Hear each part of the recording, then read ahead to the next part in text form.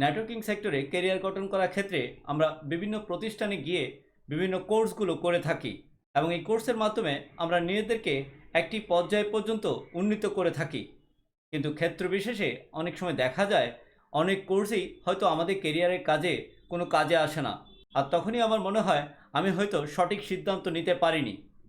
আর তাই আমি বলবো, আপনারা যদি নেটওয়ার্কিং সেক্টরে নিজেদের ক্যারিয়ার গঠন করতে চান, তার জন্য আজকের ভিডিওটি অনেক গুরুত্বপূর্ণ।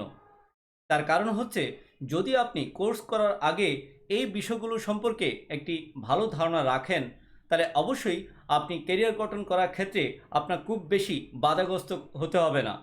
আর এই জন্যই আমি বলবো, আপনারা অবশ্যই আজকের ভিডিওটি মনোযোগ সহকারে দেখার চেষ্টা করবেন। নিশ্চয়ই কেউ মিস করবেন না আজকের ভিডিওটির কোনো অংশটুকু। আর আমি চেষ্টা করব আপনাদেরকে আজকের ভিডিওটির মাধ্যমে একটি সুনির্দিষ্ট গাইডলাইন দেওয়ার জন্য, যে গাইডলাইনটুকুকে আপনি ব্যবহার করে আগামীতে নেটওয়ার্কিং সেক্টরে একটি সফলতার দিকে এগিয়ে যেতে পারবেন। আর সেই গুরুত্বপূর্ণ বিষয়গুলো সম্পর্কে ধারণা নেওয়ার আগে কিছু সময়ের জন্য আমরা ঘুরে আসতে চাই টেকনিউজ 365 ইউটিউব চ্যানেলের ইন্ট্রো থেকে।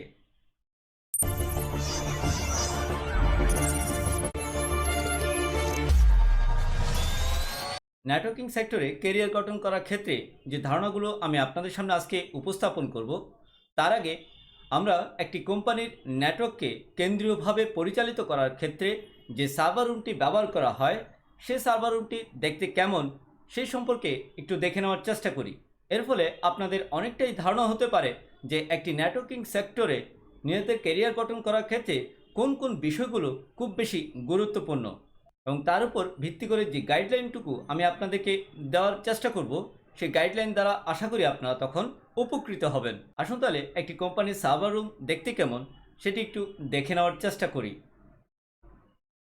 এটি একটি কোম্পানির সার্ভার রুম, যে সার্ভার রুমটির মাধ্যমে ওই কোম্পানির নেটওয়ার্কটিকে কেন্দ্রীয়ভাবে বিভিন্ন সার্ভিস দ্বারা পরিচালিত করা হচ্ছে, এবং এই সার্ভার রুম দ্বারা ওই নেটওয়ার্কটিকে পরিচালিত করার ক্ষেত্রে বিভিন্ন ডিভাইস ব্যবহার করা হয়েছে। আর তাই নেটওয়ার্কিং সেক্টরে নিজের ক্যারিয়ারটুকু গঠন করার ক্ষেত্রে এই ধরনের সকল ডিভাইসগুলো কিভাবে পরিচালিত করতে হয় এবং বিভিন্ন সার্ভারগুলো কিভাবে তৈরি করতে হয় সে সম্পর্কে আপনার ধারণা থাকা দরকার। এবং এই ধারণাগুলো কিভাবে আপনি পর্যায়ক্রমে জেনে নিতে পারেন এবং কোন কোন বিষয়গুলোর উপর ভিত্তি করে সেই ধারণাগুলো নেবেন, সেই গাইডলাইনটুকুই আজকে আমি দেওয়ার চেষ্টা করব আজকের আমার ভিডিওটির মাধ্যমে। আর সেই ক্ষেত্রে এখন আমরা জেনে নেওয়ার চেষ্টা করব এই ধরনের একটি সার্ভার রুমের মাধ্যমে একটি পূর্ণাঙ্গ নেটওয়ার্ক স্ট্রাকচারকে পরিচালিত করার ক্ষেত্রে কোন কোন ধাপের ভিত্তিতে কোন কোন বিষয়গুলো আমাকে রপ্ত করতে হবে, যার উপর ভিত্তি করে আমাদের নেটওয়ার্কিং সেক্টরে নিজেদের ক্যারিয়ারটুকুকে গড়ে তুলতে পারবো। আসুন তাহলে সেই নেটওয়ার্কিং সেক্টরের ধাপগুলো সম্পর্কে এখন ধারণা নেওয়ার চেষ্টা করি। আশা করি আপনারা সম্পূর্ণ ভিডিওটি দেখছেন। আসুন এবার আমরা মূল পর্বে ফিরে আসি। সেক্ষেত্রে আমাদের নেটওয়ার্ক স্ট্রাকচারের মধ্যে একটি পূর্ণাঙ্গ কম্পিউটার নেটওয়ার্ককে তিনটি ধাপে গঠন করা হয়। আর এই তিনটি ধাপ সম্পর্কে অবশ্যই আপনাকে ধারণা থাকতে হবে। তার কারণ হচ্ছে, এই তিনটি ধাপ সম্পর্কে যদি আপনার ধারণা না থাকে, তাহলে আপনি কখনোই একটি কম্পিউটার নেটওয়ার্ককে পরিপূর্ণভাবে পরিচালিত করতে পারবেন না। সেক্ষেত্রে প্রথমে আমরা ওই তিনটি ধাপ সম্পর্কে ধারণা নেওয়ার চেষ্টা করব। আসুন তাহলে সেই তিনটি ধাপ কী কী সেটি এবার দেখে নেওয়ার চেষ্টা করি।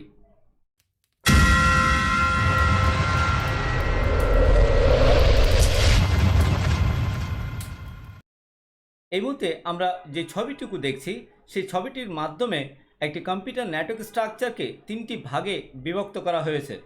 আর সেই তিনটি ধাপের মধ্যে প্রথম ধাপটি হচ্ছে কোর লেয়ার। এই কোর লেয়ারটি মূলত কি? একটি কোম্পানির মাদার ব্যাকবোনকে আমরা কোর লেয়ার বলে থাকি।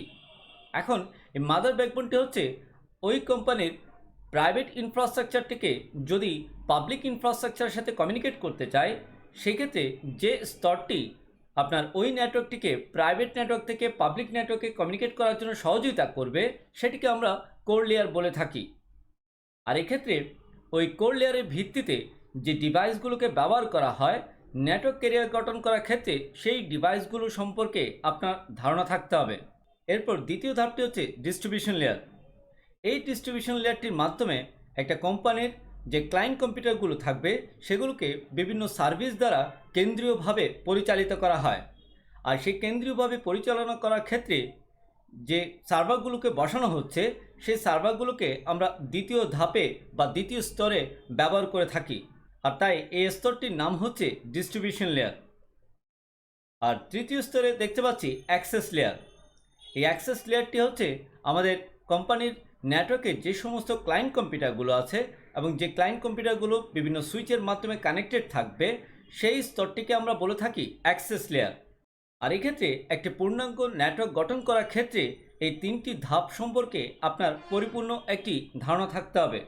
আসুন এবার এই তিনটি ধাপকে ব্যবহার করে আমাদের কোম্পানির নেটওয়ার্কটিকে কিভাবে গঠন করা হয় সেই বিষয়টি একটু দেখে নেওয়ার চেষ্টা করি। এই মুহূর্তে আমরা যে চিত্রটি দেখতে পাচ্ছি এই চিত্রটির মধ্যে আমাদের নেটওয়ার্ক স্ট্রাকচারটিকে যে তিনটি ধাপে গঠন করা হয় সেই তিনটি ধাপ কোন কোন স্তরে কোন ডিভাইসগুলোকে ব্যবহার করা হয়েছে সেটিকে দেখানো হচ্ছে। সেক্ষেত্রে আমরা দেখতে পাচ্ছি একটা কোম্পানির নেটওয়ার্ককে পাবলিক নেটওয়ার্কের সাথে বা পৃথিবীর যে কোনো প্রান্তের সাথে কমিউনিকেট করার জন্য ইন্টারনেটের সাথে সংযুক্ত করেছে এবং এই ইন্টারনেটের সাথে সংযুক্ত করার জন্য একটি রাউটার ব্যবহার করা হয়েছে। আর এই রাউটারটি যে স্তরে ব্যবহার করা হয়েছে সেটিকে বলা হচ্ছে কোর লেয়ার এবং এই রাউটারের সাথে কানেক্টেড আছে ডিস্ট্রিবিউশন লেয়ার। অর্থাৎ ওই কোম্পানির যত ক্লায়েন্ট কম্পিউটারগুলো আছে তাদেরকে বিভিন্ন সার্ভিসগুলো প্রদান করার জন্য যে সার্ভারগুলোকে ব্যবহার করা হয়েছে সেটিকে তারা বলছে ডিস্ট্রিবিউশন লেয়ার। আমরা নিশ্চয়ই বুঝতে পারছি ডিস্ট্রিবিউশন লেয়ারে কী কী সার্ভারগুলো ব্যবহার করা হয়েছে এই চিত্রের মধ্যে। তার মধ্যে আমরা দেখতে পাচ্ছি একটি সার্ভার হচ্ছে ওয়েব সার্ভার, আরেকটি হচ্ছে ইমেল সার্ভার, একটি হচ্ছে ডিএনএস সার্ভার। এই ধরনের বিভিন্ন সার্ভিসের ভিত্তিতে আমাদের নেটওয়ার্কে বিভিন্ন সার্ভারগুলো আমরা ব্যবহার করে থাকি। আর এই সার্ভারগুলো অবশ্যই বিভিন্ন অপারেটিং সিস্টেম দ্বারা পরিচালিত হতে পারে। সেক্ষেত্রে উইন্ডোজ অপারেটিং সিস্টেম দ্বারাও আমরা সার্ভার তৈরি করতে পারি অথবা আমরা লিনাক্স অপারেটিং সিস্টেম দ্বারাও সার্ভার ব্যবহার করতে পারি। আর তৃতীয় যে স্তরটি হচ্ছে সেটি হচ্ছে অ্যাক্সেস লেয়ার। আর এই অ্যাক্সেস লেয়ারে যে কম্পিউটারগুলো আমরা দেখতে পাচ্ছি এগুলো সবগুলি হচ্ছে ক্লায়েন্ট কম্পিউটার। অর্থাৎ আমাদের এই ডিস্ট্রিবিউশন লেয়ারের সাথে কানেক্টেড যে স্তরটি এই মুহূর্তে এখানে দেখানো হচ্ছে সেটি হচ্ছে অ্যাক্সেস লেয়ার এবং এই ক্লায়েন্ট কম্পিউটারগুলো বিভিন্ন সার্ভার দ্বারা বিভিন্ন সার্ভিসগুলো গ্রহণ করে থাকে এবং একই সাথে এই সার্ভারের সার্ভিস গ্রহণ করার ভিত্তিতে পরবর্তীতে তারা তাদের প্রাইভেট ইনফ্রাস্ট্রাকচার থেকে রাউটারের ভিত্তিতে পাবলিক ইনফ্রাস্ট্রাকচারের সাথে কমিউনিকেট করতে পারে। অর্থাৎ ইন্টারনেট দ্বারা পৃথিবীর যে কোনো প্রান্তের সাথে কমিউনিকেট করতে পারে। আর এইভাবেই একটি কোম্পানির নেটওয়ার্ক এই তিনটি ধাপে গঠিত হয়ে থাকে। আসুন এবার এই তিনটি ধাপ সম্পর্কে ধারণা নিতে গেলে কোন বিষয়গুলো আমাদের জানা থাকতে হবে সেই বিষয়গুলো সম্পর্কে এবার জেনে নেওয়ার চেষ্টা করি।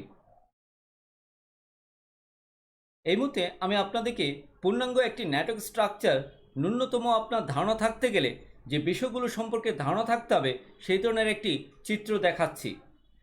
যে চিত্রটির মধ্যে প্রথম যে স্ট্রাকচারটি আমি দেখিয়েছি সেই স্ট্রাকচারে বলছি এ প্লাস এবং নেটওয়ার্ক প্লাস সম্পর্কে আপনার ধারণা থাকতে হবে। অর্থাৎ আপনার কোম্পানির একটি পূর্ণাঙ্গ নেটওয়ার্ক গঠন করার ক্ষেত্রে প্রথমে আপনাকে ওই নেটওয়ার্কের সকল হার্ডওয়্যার এবং বেসিক নেটওয়ার্ক সম্পর্কে ধারণা থাকতে হবে। আর সেই ক্ষেত্রে তার বেসিক হার্ডওয়্যারগুলো সম্পর্কে ধারণা পেয়ে থাকি আমরা এ প্লাস কোর্সের মাধ্যমে এবং পরবর্তীতে বেসিক নেটওয়ার্ক সম্পর্কে যেই কোর্সটি আমাদেরকে ধারণা দিয়ে থাকে সেটি হচ্ছে নেটওয়ার্ক প্লাস। আর এই দুটি বিষয় সম্পর্কে আপনার যদি একটি ভালো ধারণা থাকে তখনই একটি কোম্পানির পূর্ণাঙ্গ নেটওয়ার্ককে আপনি অনায়াসেই পরিচালিত করতে পারবেন। আর সেই ক্ষেত্রে ওই নেটওয়ার্কের প্রধান যে তিনটি ধাপ, একটি হচ্ছে কোর লেয়ার, আরেকটি হচ্ছে ডিস্ট্রিবিউশন লেয়ার, আরেকটি হচ্ছে অ্যাক্সেস লেয়ার। সেক্ষেত্রে একটি নেটওয়ার্কের কোর লেয়ারের মধ্যে বিভিন্ন রাউটারগুলো ব্যবহার করা হয়ে থাকে এবং এই রাউটারগুলো বিভিন্ন কর্পোরেশন কর্তৃক বিভিন্ন ব্র্যান্ডের রাউটার হয়ে থাকে। সেক্ষেত্রে একটি নেটওয়ার্ককে খুব ভালোভাবে যদি আপনি পরিচালিত করতে চান, যে রাউটারটি বর্তমানে বহুল প্রচলিত বা ব্যবহৃত হচ্ছে সেটি হচ্ছে সিসকো রাউটার। আর তাই আপনাকে সিসকো রাউটার সম্পর্কে ধারণা নিতে হবে। আর এই সিসকো রাউটার সম্পর্কে ধারণা নেওয়ার জন্য আমরা মূলত একটি কোর্স করে থাকি, যে কোর্সটি হচ্ছে সিসিএনএ কোর্স বা সিসকো কর্পোরেশন কর্তৃক যে কোর্সগুলো প্রদান করা হয়েছে সেই কোর্সগুলো সম্পর্কে ন্যূনতম আপনাদের ধারণা নিতে হবে। অনেক সময় অনেক কোম্পানি তাদের নেটওয়ার্ক পরিচালিত করার ক্ষেত্রে মাইক্রোটিক রাউটারকেও ব্যবহার করে থাকে। আর সেই ক্ষেত্রে এই মাইক্রোটিক রাউটারটিকে কিভাবে আপনি ব্যবহার করবেন সেই সম্পর্কেও আপনার ধারণা নিতে হতে পারে। এর ফলে আপনি মাইক্রোটিক রাউটার সম্পর্কে যেমন ধারণা পাবেন, একই ভিত্তিতে এই মাইক্রোটিক রাউটার দ্বারা আপনার নেটওয়ার্কের ব্যান্ডউইথটুকু আপনি কন্ট্রোল করতে পারবেন। আর তাই আপনাকে অবশ্যই কোর লেয়ারের ভিত্তিতে এই সিসকো কর্পোরেশন কর্তৃক সিসকো রাউটার সম্পর্কে যেমন ধারণা নিতে হতে পারে, একই ভিত্তিতে মাইক্রোটিক রাউটার সম্পর্কেও ধারণা নিতে হতে পারে। আর নেটওয়ার্কের এই দুটি সেক্টর সম্পর্কে আপনি ধারণা নিতে পারলে ন্যূনতম আপনার নেটওয়ার্কটিকে কোর লেয়ারের ভিত্তিতে আপনি পরিচালিত করতে পারবেন। দ্বিতীয় স্তরটি হচ্ছে ডিস্ট্রিবিউশন লেয়ার। আর এই ডিস্ট্রিবিউশন লেয়ারে আমরা বিভিন্ন সার্ভারগুলো ব্যবহার করে থাকি। এই সার্ভারের মধ্যে উইন্ডোজ সার্ভার ভিত্তিক যে উইন্ডোজ সার্ভার অপারেটিং সিস্টেমগুলো থাকে, সেই উইন্ডোজ সার্ভার অপারেটিং সিস্টেম সম্পর্কে আপনার ধারণা নিতে হবে এবং একই সাথে প্রয়োজন অনুযায়ী আপনাকে লিনাক্স অপারেটিং সিস্টেম সম্পর্কেও ধারণা নিতে হবে। কারণ অনেক কোম্পানি হয়তো উইন্ডোজ ভিত্তিক তাদের সার্ভার ব্যবহার নাও করতে পারে। সেক্ষেত্রে তারা যদি লিনাক্স ভিত্তিক সার্ভার ব্যবহার করে থাকে, তাহলে সেক্ষেত্রে অবশ্যই আপনাকে লিনাক্স অপারেটিং সিস্টেম সম্পর্কেও ধারণা নিতে হবে।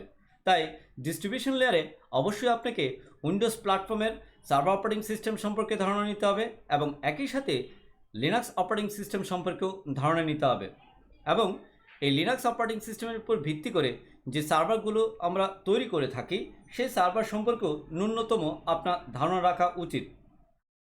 আর তৃতীয় যে স্তরটি হচ্ছে সেটি হচ্ছে অ্যাক্সেস লেয়ার। আর এই অ্যাক্সেস লেয়ারে আমরা মূলত ক্লায়েন্ট অপারেটিং সিস্টেমগুলো ব্যবহার করে থাকি। আর এই ক্লায়েন্ট অপারেটিং সিস্টেমগুলো উইন্ডোজ প্ল্যাটফর্মও হতে পারে, আবার নন উইন্ডোজও হতে পারে। সেক্ষেত্রে ক্লায়েন্ট অপারেটিং সিস্টেমের মধ্যে উইন্ডোজ ভিত্তিক যে অপারেটিং সিস্টেম ব্যবহার করার প্রয়োজন পড়বে, সেক্ষেত্রে ওই অপারেটিং সিস্টেম কীভাবে ব্যবহার করতে হয় নেটওয়ার্কের মধ্যে এবং নন উইন্ডোজ অপারেটিং সিস্টেম কীভাবে ব্যবহার করতে হয় সেই সম্পর্কিত আপনার ন্যূনতম ধারণা থাকতে হবে। আর এইটুকু ধারণা যদি আপনার থাকে, তাহলে একটা কোম্পানির নেটওয়ার্ক আপনি পূর্ণাঙ্গ রূপে গঠন করতে পারবেন।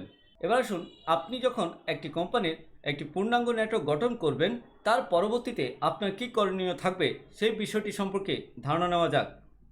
আপনার নেটওয়ার্কটিকে পূর্ণাঙ্গ রূপে গঠন করার পর তার পরবর্তী কাজটি হচ্ছে নেটওয়ার্কটিকে সুরক্ষিত করা।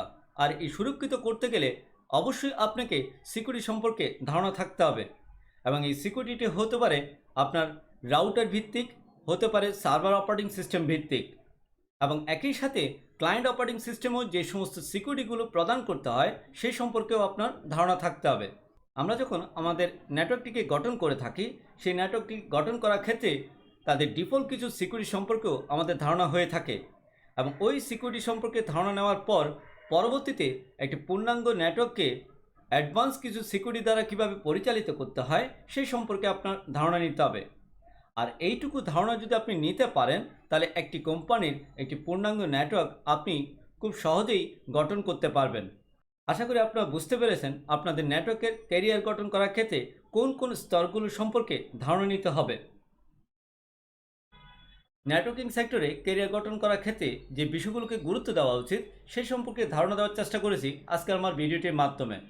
আর বাকিটুকু হচ্ছে আপনার অভিজ্ঞতা, যে অভিজ্ঞতাকে কাজে লাগিয়ে নেটওয়ার্কিং সেক্টরে আপনার ক্যারিয়ারটুকুকে নিয়ে যাবেন একটি উচ্চ স্তরে।